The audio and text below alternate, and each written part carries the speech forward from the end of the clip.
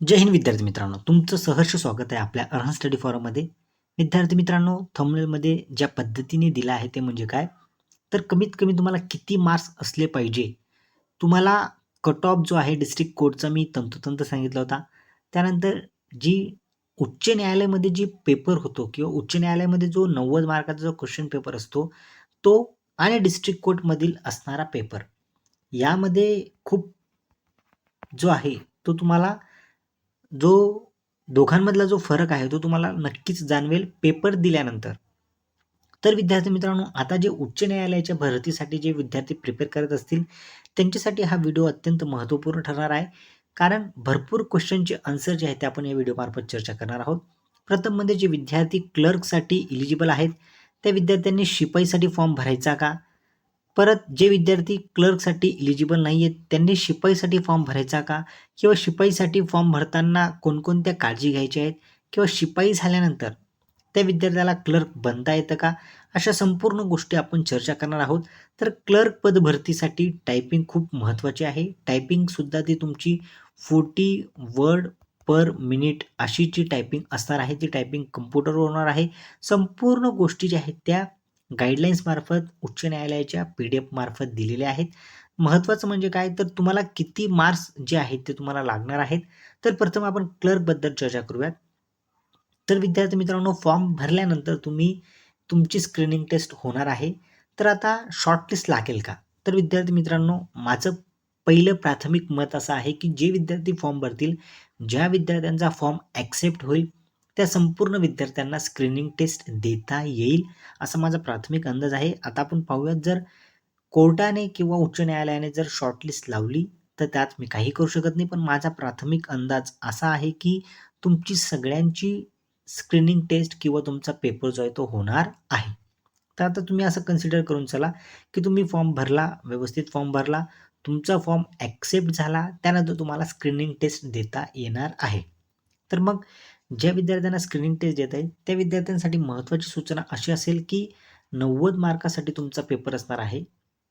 तर 90 मार्कामध्ये कमीत कमी तुम्ही कोणत्याही कॅटेगरी, आता उच्च न्यायालयामध्ये कॅटेगरीचा काहीही डिफरन्स नसतो किंवा जे कॅटेगरी वाईज असतात त्याचा इथे काही संबंध नसतो किंवा फक्त जे कास्ट असतं ते फक्त तुमचं इंटरव्ह्यूमध्ये कन्सिडर केलं जातं. परंतु इथं जी तुमची पुढची प्रोसेस असते टायपिंगसाठी बोलवण्यासाठी, संपूर्ण विद्यार्थ्यांचा कट ऑफ म्हणजे जे शेवटचा विद्यार्थी असतो तो तुमचा लावला जातो आणि तितके संपूर्ण विद्यार्थी जे आहेत ते तिथं घेतले जातात. मग विद्यार्थी मित्रांनो, जागा पाहता भरपूर विद्यार्थ्यांना टायपिंगची संधी मिळणार आहे, परंतु कमीत कमी 45 मार्क विद्यार्थ्याला आले पाहिजे.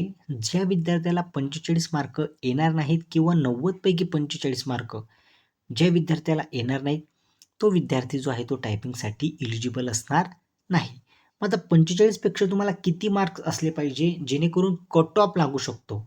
जो कट ऑफ लागू शकतो तो तुमचा सेफ झोनमध्ये तुम्हाला मी आत्ताच सांगतो, ज्या विद्यार्थ्यांना 57 प्लस, प्लस ओर मायनस 2 तुम्ही करू शकतात. 57 प्लस ज्या विद्यार्थ्याला येतील, तो विद्यार्थी जो आहे, विद्यार्थी मित्रांनो, इथं व्यवस्थित सेफ झोनमध्ये असणार आहे. सेफ झोनमध्ये असणार आहे. तर मग आता 90 पैकी 57 म्हणजे 57 मार्क आणणं तुमचं खूप गरजेचं असणार आहे. आजचा व्हिडिओ तुम्ही आपल्या यूट्यूब चॅनलवर असणारच आहे. जेव्हा तुम्ही पेपर देऊन याल, त्यानंतर कट ऑफ लागेल. कट ऑफ लागल्यानंतर काही विद्यार्थ्यांना बोलवलं जाईल. तेव्हा हा व्हिडिओ तुम्ही बघा आणि आत्तापासून जे मी तुम्हाला प्रेडिक्ट केलं आहे, ते तुम्हाला किती तंतोतंत ठरतं तेव्हा ते तुम्ही कमेंट बॉक्समार्फत मला सांगायचं आहे. तर विद्यार्थी मित्रांनो, 1 तासाचा पेपर असतो. 1 तासाचा पेपर असतो. Writing test paper should be objective type. Objective टाइपमध्ये तुमचे क्वेश्चन असतात. मल्टिपल चॉईसमध्ये तुमचे क्वेश्चन असतात. त्यामध्ये मराठीमध्ये तुम्हाला 10 मार्क विचारले जातात. इंग्लिशमध्ये तुम्हाला 20 मार्काचा येतो. त्यानंतर जी-केमध्ये तुम्हाला 10 मार्काचं येतं. त्यानंतर तुमचं जनरल इंटेलिजन्स असतं तुमचं 20 मार्काला. अरिथमेटिक तुमचं 20 मार्काला आणि कम्प्युटरवर जे बेसिक क्वेश्चन असतात ते तुमचे 10 मार्काला. तर विद्यार्थी मित्रांनो, 10 मार्क तुमचे मराठीचे, जनरल इंटेलिजन्सचे तुमचे 20 मार्क, अरिथमेटिकचे तुमचे 20 मार्क आणि कम्प्युटरचे तुमचे 10 मार्क. असे तुमचे विद्यार्थी मित्रांनो 60 मार्काचा जो आहे तुमचा पेपर, तुमचा हा पेपर जो असणार आहे 60 मार्काचा, तो तुम्हाला टाईम कन्झ्युमिंग असणार आहे. म्हणजे तुम्हाला त्याचं उत्तर येईल, परंतु मॉडरेट स्वरूपाचा पेपर असणार आहे आणि 60 मार्क विद्यार्थ्यांना इझिली येऊ शकतात. फक्त जे विद्यार्थी इंग्लिश आणि जी-केमध्ये जे विद्यार्थी कमकुवत असतील, त्यांनी थोडं तिथं मेहनत घेतली, तर त्यांची इथे प्लस पॉइंट होणार आहे. परंतु सगळ्याच विद्यार्थ्यांना हे जे 60 मार्क आहेत, याच्यामध्ये सगळेच विद्यार्थी जे आहेत ते बूस्ट होतील किंवा त्यांना चांगले मार्क मिळतील. तर विद्यार्थी मित्रांनो, मराठीमध्ये, त्यानंतर जी-केमध्ये, जनरल इंटेलिजन्स आणि अरिथमेटिक आणि कम्प्युटर याचे जे क्वेश्चन पेपर आहेत, ते मी तुम्हाला आपल्या टेलिग्राम चॅनलवर देऊन देईल. तुम्ही त्याचा स्वरूप बघा. त्यानंतर कशा पद्धतीने पॅटर्नवर क्वेश्चन येतो. आता उच्च न्यायालयामध्ये झालेले जे क्वेश्चन पेपर आहेत, त्याचेसुद्धा क्वेश्चन पेपर आपल्याकडे आहेत. जे मागील वर्षी झाले होते किंवा यावर्षीसुद्धा उच्च न्यायालयाने काही पेपर घेतले. त्यामध्ये इतका हार्ड कट ऑफ तुमचा गेला होता, 64 कट ऑफ गेला होता. 90 पैकी 64चा कट ऑफ तुमचा आता मागील जे नागपूर खंडपीठ किंवा नागपूर खंडपीठने घेतला होता आय थिंक, त्यामध्ये 64चा तुमचा कट ऑफ गेला होता. तो सुद्धा पेपर आपल्याकडे आहे. ते संपूर्ण पेपर मी तुम्हाला आपल्या टेलिग्राम चॅनलवर देऊन देईल. तुम्ही त्या पेपरचा अभ्यास करून तुमचा अभ्यास कसा असला पाहिजे ते तुम्ही स्वतः ठरवायचं आहे.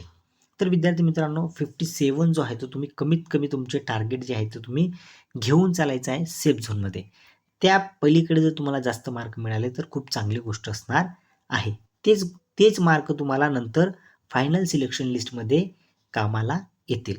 आता विद्यार्थी मित्रांनो, आता त्यानंतर जे विद्यार्थी असतील स्क्रीनिंग टेस्ट नंतर पास झाल्यानंतर त्याची टायपिंग होते. टायपिंगवर सध्या आपण बोलणार आहोत. फक्त टायपिंग झाल्यानंतर जे विद्यार्थी व्हायवा व्हॉईस म्हणजे काय, तर इंटरव्ह्यूसाठी एलिजिबल होतात. ते विद्यार्थ्यांसाठी महत्त्वाचं एक सेशन असणार आहे, की कशा पद्धतीने तुम्ही उच्च न्यायालयाच्या जे हायकोर्ट आहे तिथं तुम्ही इंटरव्ह्यू फेस करतात आणि तुम्ही इंटरव्ह्यूच्या वेळेस काय काय काळजी घ्यायला पाहिजे ते आपल्या नेक्स्ट व्हिडिओमार्फत आपण त्याची चर्चा करणार आहोत. तर आता कोणकोणत्या विद्यार्थ्यांनी जे आहेत ते एकदा हा सिलेबस सुद्धा तुम्ही पाहून घ्या. सिलेबसचा तुम्ही स्क्रीनशॉट काढून घ्या किंवा सिलेबस तुम्ही लिहून ठेवा आणि अशाच पद्धतीने तुमचा पेपर तिथे येणार आहे. कुठल्याही प्रकारची ह्या सिलेबसमधून किंवा सिलेबसच्या बाहेर तुमचा स्क्रीनिंग टेस्टचा पेपर येणार नाही. तर विद्यार्थी मित्रांनो, त्यानंतर कोणत्या विद्यार्थ्यांनी शिपाई या पदासाठी फॉर्म भरायचा आहे आणि क्लर्कसाठी दोघांसाठी फॉर्म भरायचा आहे.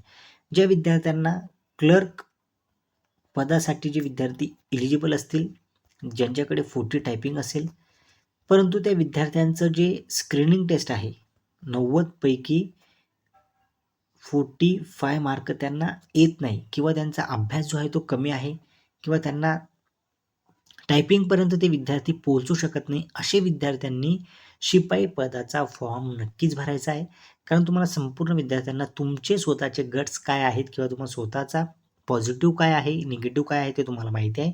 ज्या विद्यार्थ्यांना 90 पैकी 45 आत्तापर्यंत जे दिलेले पेपर आहेत त्याच्यामध्ये आलेले नाही आहेत किंवा त्यांचा अभ्यास खूप कमी आहे किंवा ते विद्यार्थी अभ्यास करू शकत नाही, त्या विद्यार्थ्यांनी दोघं फॉर्म भरले तरी चालणार आहे. आणि ज्या विद्यार्थ्यांकडे टायपिंग नसणार आहे त्या विद्यार्थ्यांनी शिपाई पदाचा फॉर्म नक्कीच भरायचा आहे. कारण तुम्ही हा पेपर देऊन बघा. शारीरिक क्षमता आणि विशेष अर्हता 10 मार्काला असते. त्यानंतर मुलाखत 10 मार्काला असते आणि पेपर तुमचा 30 मार्काला असतो.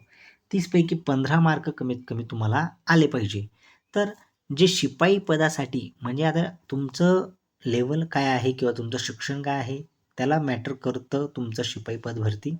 शिपाई पदासाठी जे विद्यार्थी ग्रॅज्युएशनसुद्धा असतील ते विद्यार्थीसुद्धा शिपाई पदासाठी फॉर्म भरतील. बघा तुम्ही, कारण जे अनएम्प्लॉयमेंट आहे ती जास्त आहे. तुम्ही पाहू शकता. तर ज्या विद्यार्थ्यांना वाटत असेल की मी शिपाई पदाचा फॉर्म भरायचा का? त्या विद्यार्थ्यांनी एक मनाला प्रश्न विचारायचा आहे की आपला अभ्यास, शारीरिक क्षमता चाचणी आपण देऊ शकतो का? आणि आपल्याकडे असणारे जे सर्टिफिकेट आहेत किंवा आपण सध्या काय करत आहोत, त्या संपूर्ण गोष्टीवर तुमचं शिपाई पदाचा तुमचा फॉर्म भरायचा की नाही त्यावर अवलंबून असणार आहे. माझं तर एक प्रांजल मत आहे की तुम्ही फॉर्म भरायचा आहे. कारण जे विद्यार्थी फॉर्म भरतील ते नक्कीच अभ्यास करतील आणि इथं जो पेपर असतो त्या पेपरची काठिण्य पातळीसुद्धा चांगली असते ॲज कम्पेअर टू क्लर्क. म्हणजे असा नसतो की 30 मार्काचा पेपर जो आहे तो तुमचा सोपाच येतो. काही क्वेश्चन सोपे असतात, परंतु काही विद्यार्थ्यांना 15 मार्कसुद्धा येणं खूप कठीण असतं. म्हणून इथं सुद्धा थोडं कॉम्पिटिशन तुमचं जास्त असणार आहे ॲज कम्पेअर टू क्लर्क. क्लर्कमध्ये तुमचं कॉम्पिटिशन खूप लिमिटेड असेल. कारण क्लर्कमध्ये टायपिंग मागितली आहे 40. त्यामध्ये ज्या विद्यार्थ्यांकडे टायपिंग असेल तेच विद्यार्थी तिथं भरतील आणि ते क्लर्कचे जे विद्यार्थी आहेत त्यापैकी 50% जे आहेत ते शिपाईचा फॉर्म भरणार आहेत. हे तुम्ही लक्षात असू द्या. जे विद्यार्थी तिकडे क्लर्कमध्ये फॉर्म भरतील त्याच्यापैकी 50% विद्यार्थी हे शिपाईसाठी सुद्धा फॉर्म भरणार आहेत. एवढं तुम्ही लक्षात असू द्या. आणि जे विद्यार्थी क्लर्कसाठी एलिजिबल नाही आहेत ते तर विद्यार्थी शिपाईसाठी फॉर्म भरतीलच. म्हणून शिपाई या पदासाठी भरपूर कॉम्पिटिशन असणार आहे आणि क्लर्क पदासाठी थोडं लिमिटेड कॉम्पिटिशन असणार आहे. म्हणून शिपाई पदासाठी तुम्ही फॉर्म भरा किंवा नाही भरा हे तुम्ही स्वतःला क्वेश्चन विचारायचा आहे की आपली परीक्षेचा अभ्यास कसा आहे किंवा आपण आपले स्वतःचे आपले जे स्वतःचे गुण आहे किंवा आपल्या स्वतःच्या अभ्यासाची स्टडी आहे ती कशी आहे. तर या संपूर्ण ज्या गोष्टी आहेत त्याच्यावर शिपाई पदाची जे विद्यार्थी फॉर्म भरतील त्याच्यावरती अवलंबून असणार आहे. तर विद्यार्थी मित्रांनो, शारीरिक क्षमता चाचणी किंवा काही विद्यार्थ्यांचं असं म्हणणं असतं की सर शिपाई झाल्यावर शौचालय साफ करू देता का? तर असं काही नाही आहे विद्यार्थी मित्रांनो. जे शौचालय असतं किंवा टॉयलेट असतं त्याच्यासाठी वेगळी पदभरती निघते. त्याच्यासाठी 4थी पास विद्यार्थ्यांसाठी ती असते आणि त्याच्यासाठी शिपाई हे नाव वापरलं जात नाही. त्याच्यासाठी वेगळं एक नाव वापरलं जातं. म्हणून इथं जे आहे तुमचे कामकाज काय असतात तर तुमचा पुकारा असतो. त्यानंतर तुमच्या फायली एका डेस्कवरून दुसऱ्या डेस्कवर घेऊन जायचं. त्यानंतर तुमचे जे जज असतात त्यांच्या बंगल्यावर सुद्धा ड्युटी लागते. त्यानंतर त्यांना त्यांच्या बंगल्यापर्यंत घेऊन जाणं, तिथून घेऊन येणं, अशा प्रकारचं साफसफाईचं काम असतं. अशा पद्धतीचं काम जे आहे ते शिपाईचं असतं. तर विद्यार्थी मित्रांनो, शिपाईसाठी कमीत कमी तुम्हाला 30 पैकी 15 मार्क येणं गरजेचं आहे आणि जे विद्यार्थ्यांना 30 पैकी चांगले गुण आले, 25 आले किंवा 20 आले, ते विद्यार्थी पुढे शारीरिक क्षमता चाचणीमध्ये त्यांना 10 पैकी किती गुण मिळतात आणि नंतर वायवामध्ये तुम्हाला किती गुण मिळतात याच्यावर तुमचा 50 पैकी जो कट ऑफ लागतो त्याच्यावर तुमचं सिलेक्शन ठरत असतं. चला विद्यार्थ्यांनो, आता तुमची मी रजा घेतो. ह्यासुद्धा डिस्ट्रिक्ट कोर्टचे जे शिपाईचं पदभरती जे क्वेश्चन पेपर आहेत ते सुद्धा मी आपल्या टेलिग्राम चॅनलवर देऊन देईल. त्यानुसार तुम्ही अभ्यास करायचा आहे. काही जर जे विद्यार्थी टेस्ट सिरीज लावत असतील तर टेस्ट सिरीज लावा. त्याच्यावरून तुम्हाला समजेल की क्वेश्चनची लेवल काय आहे, आपला अभ्यास कसा आहे. संपूर्ण गोष्टीचा विचार करूनच फॉर्म भरायचा आहे. खूप मोठी पदभरती आहे. सगळ्यांना ऑल द बेस्ट. फॉर्ममध्ये कुठलीही प्रकारची चुकी नका करू आणि जे विद्यार्थी एलिजिबल असतील त्यांनी नक्कीच क्लर्कमध्ये फॉर्म भरायचा आहे. चला विद्यार्थ्यांनो, आता मी तुमची रजा घेतो. जय हिंद.